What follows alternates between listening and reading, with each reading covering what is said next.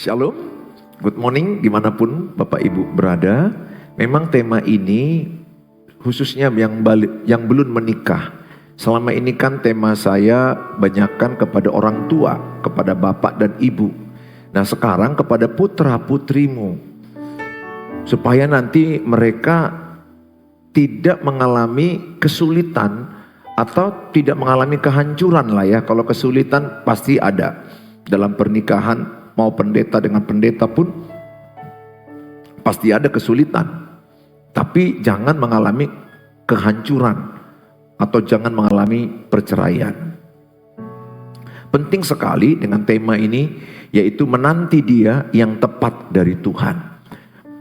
Tema menanti dia yang tepat dari Tuhan. Sangat penting ini untuk Bapak Ibu tanamkan sama putra putrimu. Betapa penting sekali berhati-hati memilih pasangan hidup. Dalam memilih juru selamat kita harus juga berhati-hati. Dan Bapak Ibu sudah memilih juru selamat Tuhan Yesus Kristus. Itu pilihan yang tepat untuk sebagai juru selamat hidup kita, yang memberikan hidup yang kekal. Nah, tidak kalah juga pentingnya memilih pasangan hidup. Kalau salah memilih pasangan hidup, berakibat neraka di bumi, penderitaan yang tidak berkesudahan, bisa berujung dengan perceraian, kehancuran mental. Sangat penting berhati-hati dalam memilih teman hidup. Adalah manusia itu sendiri. Saya yang memilih teman hidup saya, Bapak Ibu yang memilih teman hidup Bapak. Jadi kita berketetapan hati untuk berhati-hati. Jadi bukan Tuhan yang memilih ini teman hidupmu, ini teman hidupmu. Tetapi Tuhan memberi kita hikmat, nilai-nilai Alkitab, siapa yang kita pilih menjadi teman hidup. Jadi Tuhan akan kasih orang-orang di circle, orang-orang yang dekat dengan kita, dengan putra putri, mungkin teman gereja, teman lingkungan, teman organisasi lain, teman kampus. Maka itu akan menjadi pilihan ke depan. Nah, Tuhan memberikan kriteria. Memang bisa aja Tuhan berbicara pribadi ya. Seperti anak Abraham, Ishak dengan Ribka. Itu kan memang ada suara Tuhan memberikan satu tanda instruksi kepada hamba daripada Abraham untuk mencarikan kepada Ishak. Artinya apa? Bahwa itu bisa terjadi spesial di mana ada Tuhan berbicara kepada seseorang dengan tuntunan Tuhan. Tetapi kebanyakan 80-90% adalah kitalah yang memilih. Anak-anak itulah yang memilih siapa yang cocok dari sekian banyak teman yang dekat dengan dia. Oleh karena itu sangat penting kita menanamkan nilai-nilai Alkitab. Nah, menanti dia yang tepat dari Tuhan. Ini penting. Di slide-nya dikatakan cara termudah. Cara termudah untuk mensabotase tujuan Allah dalam hidupmu adalah dengan masuk dalam hubungan yang salah. Ini oleh kata Rick Warren. Artinya, ketika seseorang memasuki hubungan yang salah, maka rencana Allah pun bisa tidak terjadi dalam hidupnya.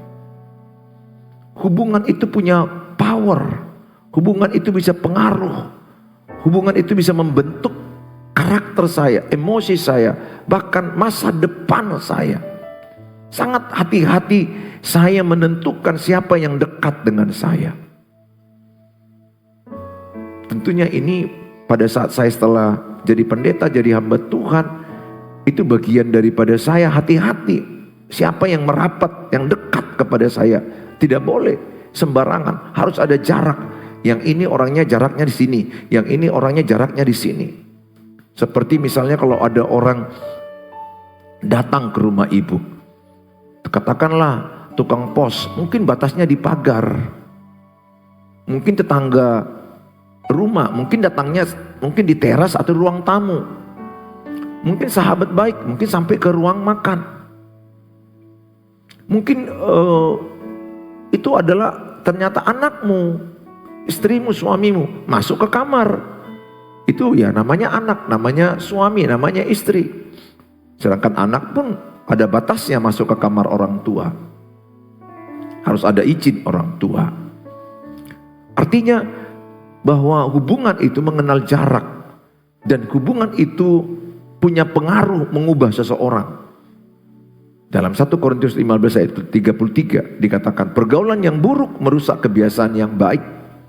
Maka kalau saya bergaul dengan orang buruk, jelas maksudnya buruk karakter ya, buruk karakter, maka setahun, 2 tahun karakterku akan buruk. Kalau saya bergaul dengan orang karakternya bagus, katakanlah orangnya kerja keras, maka saya setahun, 2-3 tahun berteman dengan orang kerja keras, saya pekerja keras. Saya berteman dengan orang disiplin, saya akan orang menjadi disiplin. Coba Bapak Ibu tinggal di Singapura 3 tahun.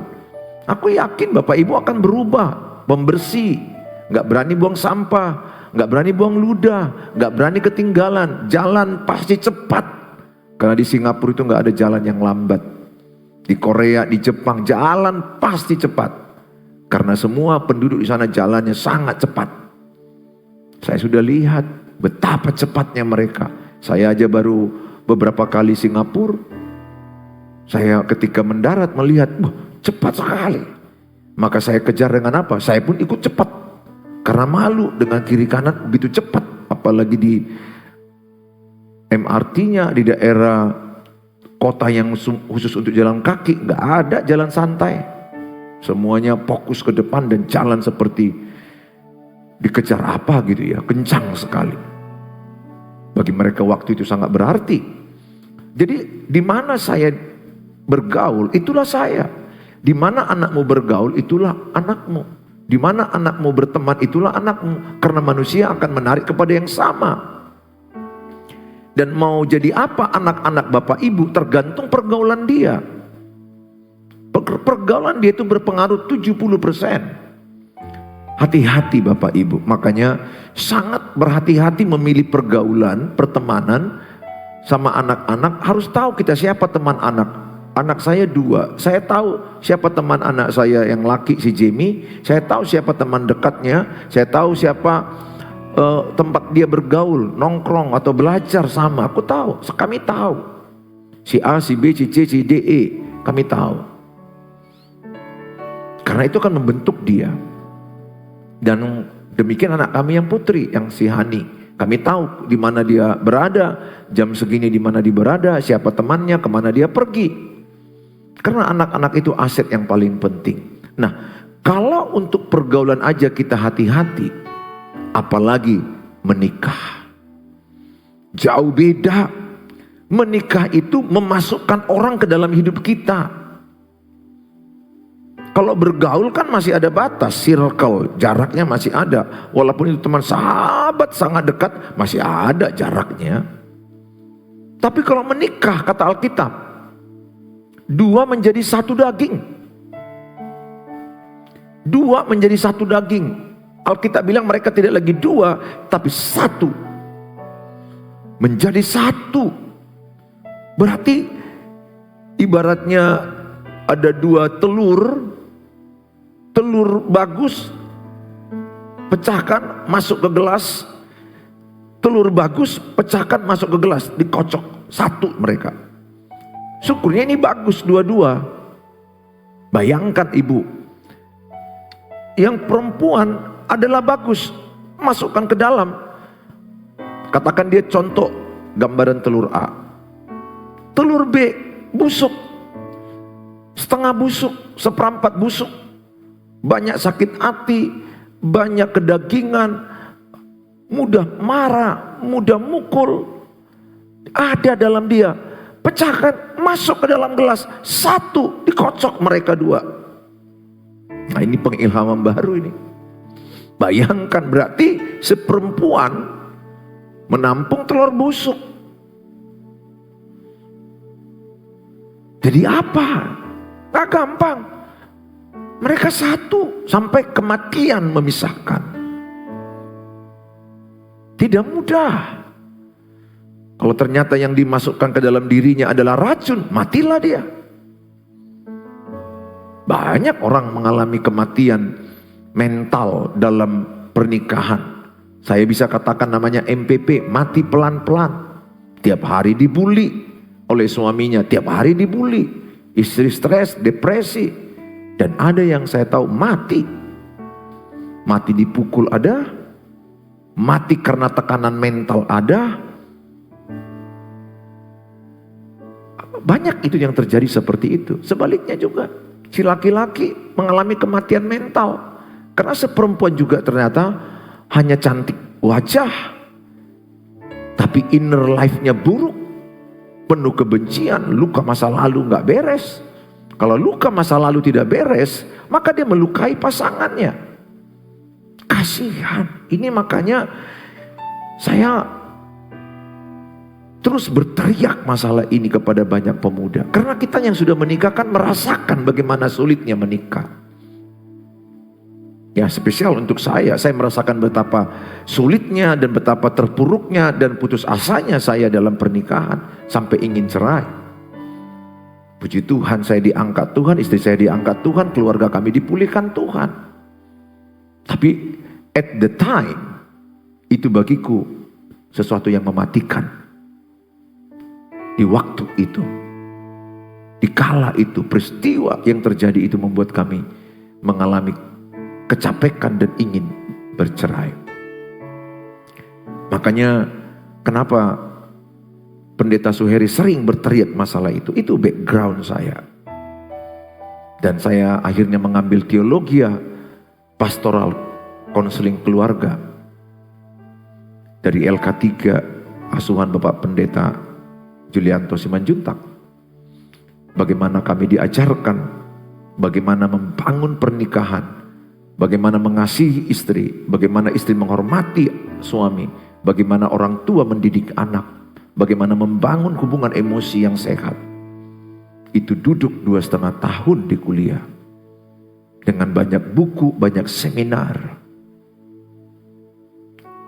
Saudara yang saya kasihi, setelah itu saya wake up, bangkit. Saya gunakan sosial media ini, berteriak. Supaya mereka at least ada yang mengingatkan. Karena banyak bapak ibu tidak ingatkan anak-anaknya, tidak mentraining, tidak mengcoach, tidak menjadi role model, tidak melatih, tidak mendidik, membiarkan anaknya saja memilih teman hidup. Betul, anak itu yang memilih teman hidup karena anak itu mau menikah. Tapi orang tua harus menanamkan nilai-nilai luhur firman Tuhan. Harus menanamkan nilai-nilai firman Tuhan dalam pemilihan teman hidup. Karena kita menikah itu seumur hidup sampai maut memisahkan. Saya tidak menghakimi orang yang bercerai. Walaupun itu sudah melanggar firman Tuhan, tidak sesuai dengan keinginan Tuhan. Tapi saya bisa merasakan orang-orang itu memang mengalami hal-hal yang sangat-sangat di luar pikiran kita. Yang ketika saya sharing dengan beberapa ibu yang dipukuli, udah selingkuh, narkoba, pukul, bakar rumah. Kalau itu putri saya, pasti saya tarik. Manalah ada ayah membiarkan putrinya dipukul oleh seorang laki-laki. Karena yang paling pertama mencintai putrinya adalah ayahnya. Oleh karena itu, anak-anak muda sekarang kan bisa dibilang ya, mereka ini kan kayak dihipnotis lah, gak sadar apa yang mereka lakukan ini kan sekarang kan dipengaruhi hormon cinta, puber nama ngotaki. Ya kayak apalah ya, melonjak-lonjak, kegirangan, pokoknya dunia milik berdua. Namanya lagi kena hormon mengotaki. Jadi bodoh gitu loh. Orang yang lagi jatuh cinta itu bodoh, otaknya udah nggak jalan lagi, nggak nalarnya nggak jalan gitu loh, nggak jalan maksimal itu tepatnya. Apa nasihat orang dia nggak peduli, apa masukan orang, alah nantilah itu yang penting nikah. Setelah dia terpuruk nangis, baru Kalau sekarang anak-anak muda itu jelas, sedikit orang lah yang sadar betul. Kebanyakan ini yang pacaran ini gak sadar itu. Dia memilih dasarnya daging, karena penampilan, karena harta, karena uang, karena jabatan, kecantikan, ketampanan. Itu kan tipuan iblis. Jelaskan Amsal 31 ayat 30 katakan, kecantikan adalah kebohongan, kemolekan adalah sia-sia, carilah wanita takut akan Tuhan. Termasuklah kegantengan juga adalah kesia-siaan, ketampanan adalah kebohongan, carilah laki-laki takut akan Tuhan. Kenapa Tuhan bilang harus temukanlah takut akan Tuhan? Karena kalau takut akan Tuhan, seorang suami yang takut akan Tuhan akan sayang dan setia kepada istrinya, bahkan rela mati, berkorban untuk istrinya. Demikian juga istri yang takut akan Tuhan, dia akan setia dan menghormati suaminya dan rela memberikan hidupnya untuk suaminya. Saudara yang saya kasihi, sangat penting kita belajar ini, menanti pasangan dari Tuhan. Ingatkan ini, bila perlu YouTube ini sampaikan kepada anakmu, bilang sambil makan, coba dengar khotbah pendeta Suheri Gultom, supaya dia dapat pelajaran ini. Nah, saudara, jenis-jenis hubungan dengan Tuhan, hubungan dengan sesama. Ada saudara seiman, ada pertemanan, ada persahabatan, ada orang lain, ada keluarga. Jadi anak-anak itu perlu membangun hubungan dengan Tuhan, itu yang pertama. Perlu dia membangun hubungan dengan sesama, saudara seiman, pertemanan di kampus, persahabatan, sehingga dia ada peluang untuk menemukan seseorang. Bagaimana seorang anak gadis menemukan seorang pemuda kalau dia hanya di rumah aja, di kamar aja, nggak ada pergaulan, pulang gereja ke rumah, pulang sekolah ke rumah. Anaknya tidak bersosial. Jadi anak itu perlu berkomunitas, perlu bersosial, berteman dengan si kelompok ini, tapi yang sehat ya, yang baik, yang benar. Karena saya jumpai ada orang memang dia eksklusif, menutup diri, menyendiri. Jadi gimana dia akan membangun hubungan lawan jenis pertemanan? Bagaimana dia mendapatkan sehingga di usia yang lebih lama, usia yang bertambah, dia nggak dapat. Salah satu adalah kurangnya dia membangun hubungan. Penting dia berkomunitas di gereja, di punguan, di acara pekerjaan, bersosial. Tapi dilihatlah kumpulan itu kumpulan yang positif, yang sehat. Supaya di antara sekian banyak laki-laki, dia mendapatkan ada 3 yang menjadi dekat, di antara 3 dia dapat 1. Seperti itu. Ya nggak salah juga kalau ada orang tua memperkenalkan. Tentu yang baik, yang takut akan Tuhan, silakan. Dimulai dengan membangun hubungan. Yang lebih kacau lagi, kenalan lewat sosial media. Nah, ini yang saya tangani. Kenalan lewat sosial media, kemudian mereka hanya ketemu 2 minggu, menikah. Babak belur. Saya tangani ini. Istrinya nangis karena suami minta cerai. Alasan suami minta cerai pun lucu-lucu. Bau badannya Pak Pendeta katanya, coba. Aku bilang gak cocok cara menyampaikan itu. Masalah bau badan kan bisa diwangiin. Masalah gak tahu masak dia Pak Pendeta, malas. Itu kan bisa diajarin. Tapi sayangnya mereka kenal 2 minggu ketemu. Sebelumnya dia kenal 1,5 tahun melalui sosial media. Instagram kan bisa yang dibuat-buat, yang baik-baik. Namanya lah sosial media. Mana mungkin aku upload mukaku yang jelek di situ. Pasti akan kupilih yang baik-baik. Tapi kan jauh dari aslinya. Jadi hidup ini gak semanis Instagram. Hidup ini gak semanis sosial media. Kalaupun kenalan melalui sosial media, aku oke. Tapi harus paling tidak ketemunya itu ada 1 tahun, 2 tahun. Sehingga mengenali karakter asli ketika ketemu seperti itu. Paling tidak pernikahan itu, pacaran itu 2-3 tahun lah pacaran sehat. Ya, itu paling tidak. Kalaupun mau dapat 5 tahun, 6 tahun, ya dalam pembinaan. Karena kelamaan pun bisa jatuh perzinahan. Gak bagus terlalu lama pun jatuh dalam pencobaan. Jadi ada waktunya. Nah, tuntunan orang tua ini penting. Jadi anak-anak penting membangun hubungan.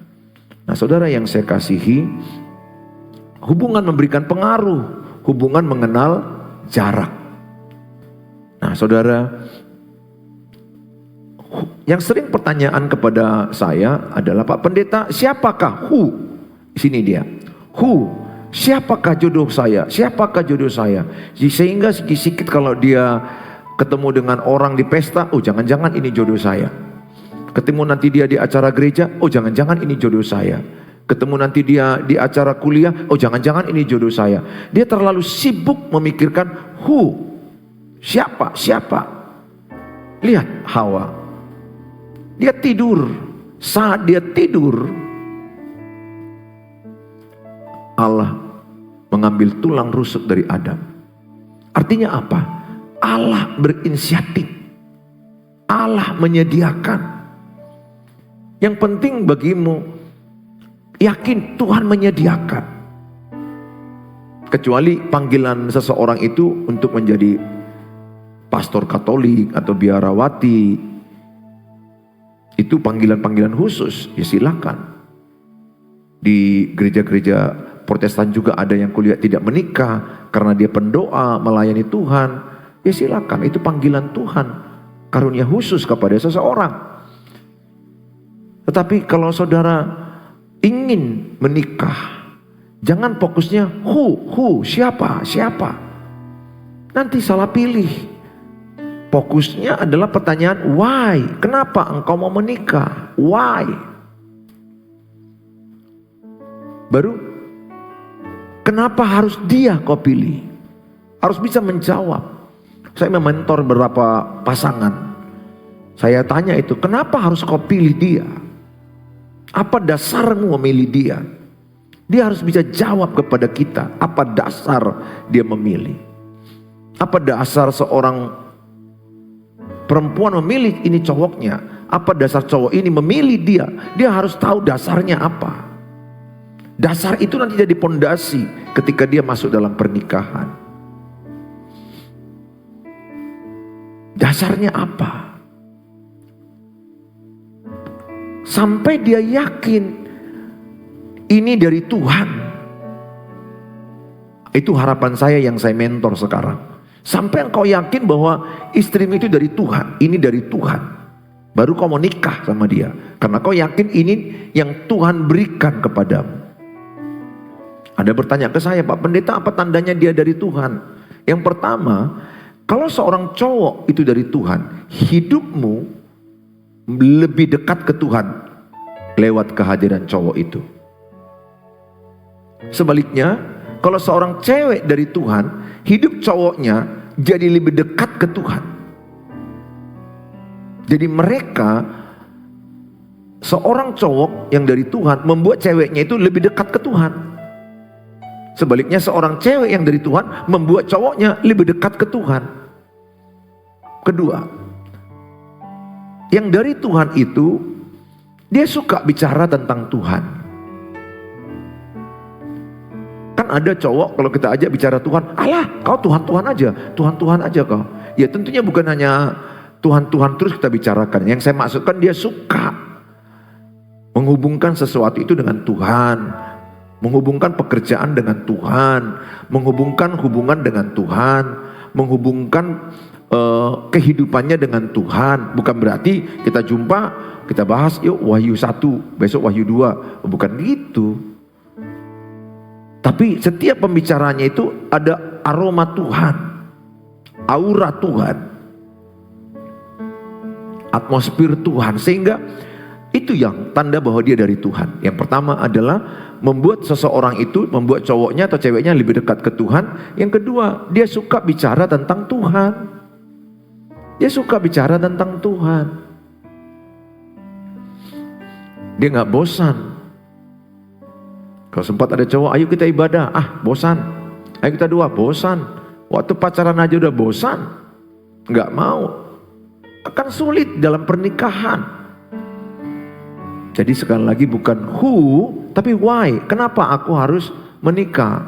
Nah, apa tujuan Allah dalam pernikahan? Mengapa mendahului siapa?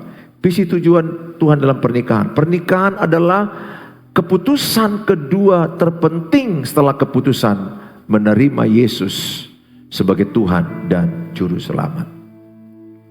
Kejadian 1 ayat 26 sampai 28. Berfirmanlah Allah, baiklah kita menjadikan manusia menurut gambar dan rupa kita, supaya mereka berkuasa atas ikan-ikan di laut dan burung-burung di udara, dan atas ternak, dan atas seluruh bumi, dan atas segala binatang melata yang merayap di bumi.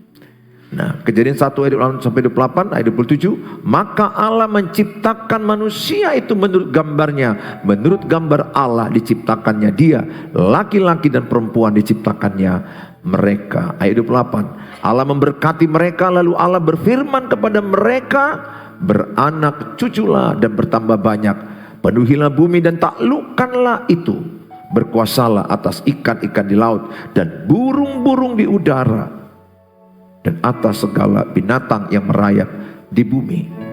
Pernikahan bertujuan untuk pertama memperbanyak gambar Allah.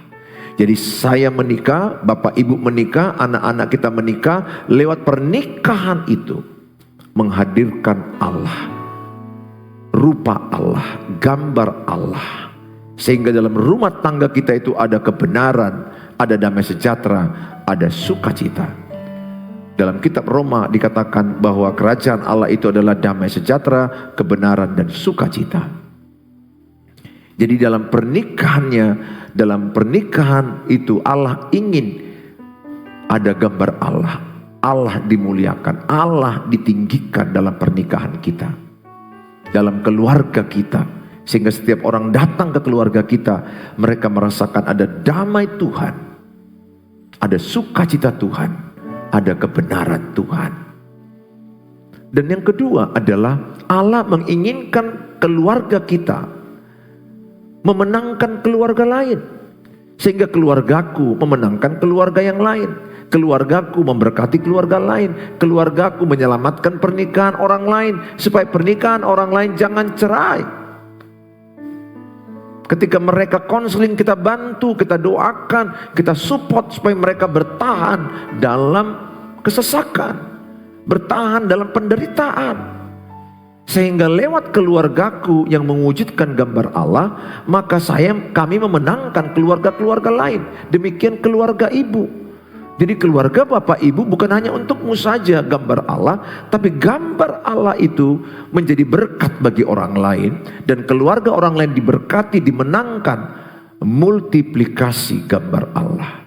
Yang ketiga, melahirkan keturunan ilahi, melahirkan generasi ilahi, anak-anak yang takut akan Tuhan, anak-anak yang berkuasa, yang menaklukkan dunia, bukan ditaklukkan dunia, tapi menaklukkan dunia, melawan arus dunia, tidak ikut arus dunia. Jadi anak yang dilahirkan dari keluarga yang takut akan Tuhan menjadi anak ilahi, anak yang punya visi, anak yang punya kuasa Tuhan, mengalahkan dosa, mengalahkan keinginan daging, sehingga ada tujuan Allah lewat keluarga. Maka pernikahan ada tujuan Tuhan, mewujudkan gambar Allah, memultiplikasi gambar Allah, melahirkan generasi ilahi. Saudara yang saya kasihi, saya berharap saudara menjadi role model dalam pernikahan. Lukas 14 ayat yang ke-28 sampai 30. Sebab siapakah di antara kamu yang kalau mau mendirikan sebuah menara tidak duduk dahulu membuat anggaran biayanya, kalau cukup uangnya untuk menyelesaikan pekerjaan itu. Ayat 29. Supaya jikalau ia sudah meletakkan dasarnya dan tidak dapat menyelesaikannya, jangan-jangan semua orang yang melihatnya mengejek dia, sambil berkata, orang itu mulai mendirikan tetapi ia tidak sanggup menyelesaikannya. Saudara, Mendirikan adalah proses diri sendiri dan mengenal orang lain. Bukan dipilihkan Tuhan.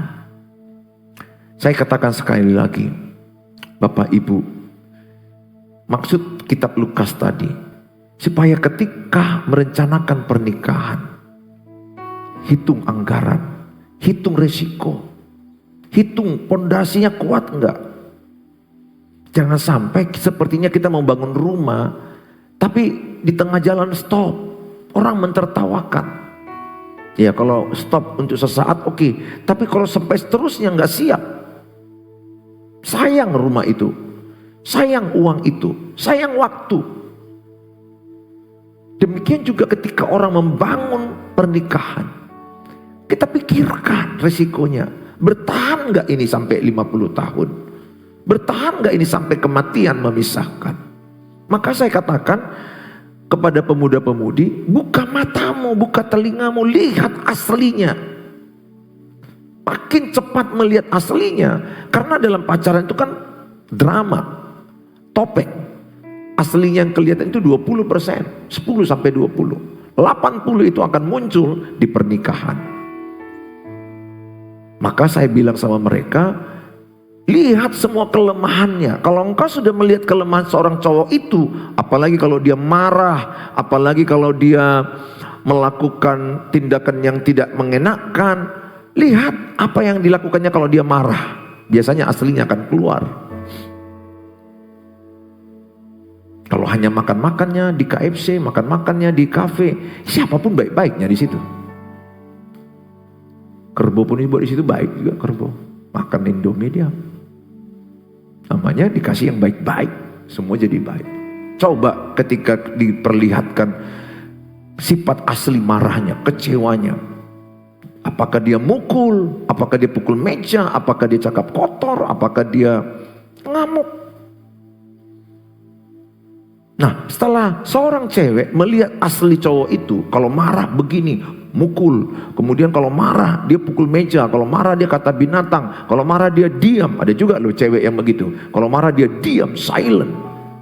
Silent is treatment, no, silent is toxic. Dia diam. Maka saya bilang kalau tidak bisa mengelola emosi, tidak sempurna ya, tapi kalau sampai parah gitu janganlah menikah. Karena setelah menikah dia akan lebih gila emosinya nanti. Karena dalam pernikahan itu banyak tekanan, banyak persoalan yang akan dihadapi.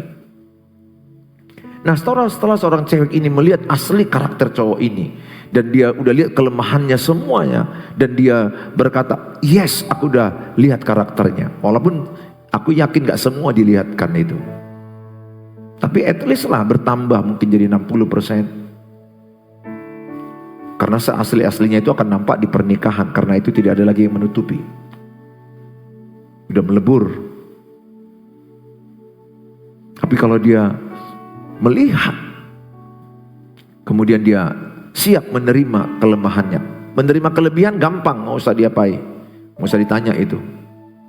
Siap kau menerima kelebihan, siapapun siap. Sekarang ini kan menerima kekurangan pasangan, menerima kelemahan pasangan. Kalau dia bilang siap, go, married, menikahlah. Tetap juga tidak ada yang sempurna. Tidak ada laki-laki sempurna, tidak ada perempuan sempurna, tidak ada pernikahan sempurna. Yang ada Tuhan Yesus yang sempurna. Tapi paling tidak kita sudah tahu, oh kalau dia marah begini, kalau dia dikecewakan seperti ini. Dan terlebih dia tidak mau bohong. Dia tidak mau bohong, itu yang penting. Karena orang yang suka bohong berpotensi selingkuh. Kalau ditanya di mana posisi, dia jawab tepat. Gak boleh pura-pura, aku sudah dekat. Dia harus jawab dengan jujur. Karena orang jujur akan dibela Tuhan. Kalau perselingkuhan udah jelas lah. Dramanya, bohongnya, wah, amit-amit lah. Kalau udah masuk perselingkuhan itu semua dosa lah dilakukannya. Bukan hanya dosa kenajisan, perzinahan, kebohongan, kerakusan, segala macam. Saya berdoa Biarlah tayangan ini jadi berkat bagi anak cucumu. Bagi bapak ibu yang udah menikah tentunya tidak boleh lagi menyesali kenapa dia yang kupilih. Tidak. Kita harus beda. Kita sudah diberkati, kita percaya itulah pasanganku dari Tuhan. Dengan segala kekurangannya, jalanilah sampai maut memisahkan. Tuhan Yesus memberkati. Biarlah minggu di tayangan berikutnya saya akan tambahkan lagi bagaimana langkah-langkah memilih pasangan yang dari Tuhan. Tuhan Yesus memberkati kita. Mari kita berdoa. Bapa di sorga, dalam nama Tuhan Yesus, hamba-Mu berdoa kepada semua pemirsa yang menyaksikan tayangan ini, dimanapun mereka berada. Berkatilah pernikahan mereka, berkatilah rumah tangga mereka, berkatilah usaha mereka. Mereka yang mau jual rumah, berkati Tuhan, supaya rumah mereka terjual karena kebutuhan uang. Mereka yang mengharapkan pasangannya berubah, Tuhan tolong supaya pasangannya berubah. Mereka yang mengharapkan kesembuhan, Tuhan yang menyembuhkan. Dalam nama Tuhan Yesus, Tuhan yang menyembuhkan. Biarlah mujizat kesembuhan terjadi bagi mereka. Kami serahkan mereka dalam tangan-Mu Tuhan. Dimanapun mereka, kapanpun, siapapun yang menyaksikan ini. Terlebih anak-anak gadis, anak-anak muda yang mau memilih pasangan hidup. Biar mereka mendapat pewahyuan, mendapat hikmat dari tayangan ini. Sehingga mereka berhati-hati menantikan pasangan dari Tuhan. Karena menikah adalah sekali sampai maut memisahkan. Sehingga mereka tidak salah memilih ya Tuhan. Tuntunlah mereka oleh kuasa Roh Kudus dengan firman Allah. Dan orang tua biarlah mengajarkan nilai-nilai firman Tuhan dalam memilih pasangan hidup. Supaya anak-anak mereka setelah menikah berbahagia dan menjadi pasangan yang takut akan Tuhan. Kami serahkan Tuhan dalam tangan-Mu.